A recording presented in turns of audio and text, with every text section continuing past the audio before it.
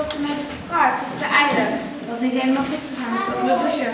Nee, maar dat maakt je elke dag mee. 2 keer 3 kar.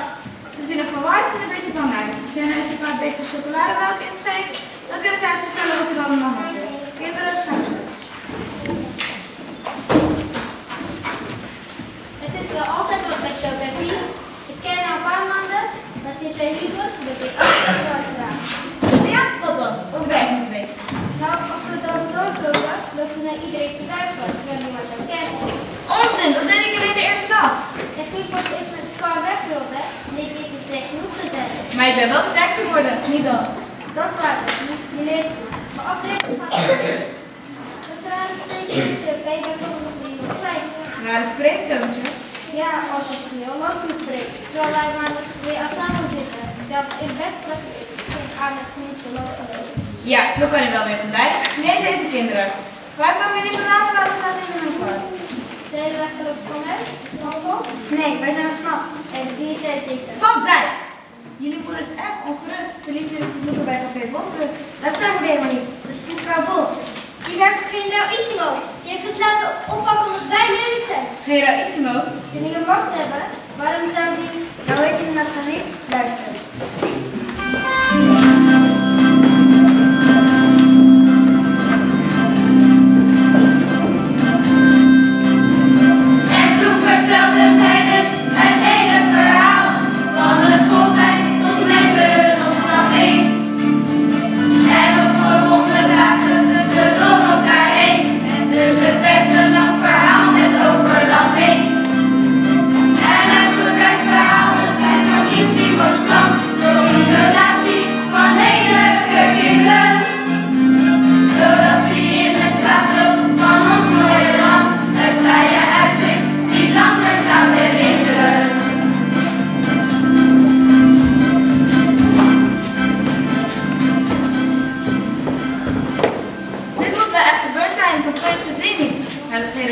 Zo ver te gaan, dat heb ik echt niet aanstaan.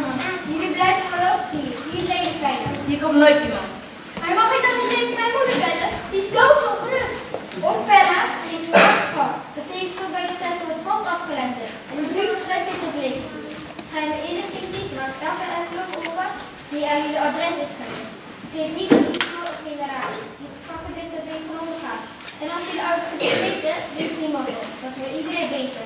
Overdrijven nou niet een beetje. Je kunt tegenwoordig voor het even niet zijn. Maar wat een verschrikkelijk verhaal. En die arme lelijke kinderen. Waar zouden die nu zijn? En hoe zijn ze aan toe? Misschien zitten ze wel boeken. Of in een leeftijd bodemmijn, in het donker. Of in een diepe kelder, een stukje beuk naar boven gegooid. Ook op het dorp en het trutselend eiland midden in de stille oceaan, waar het schip van stond.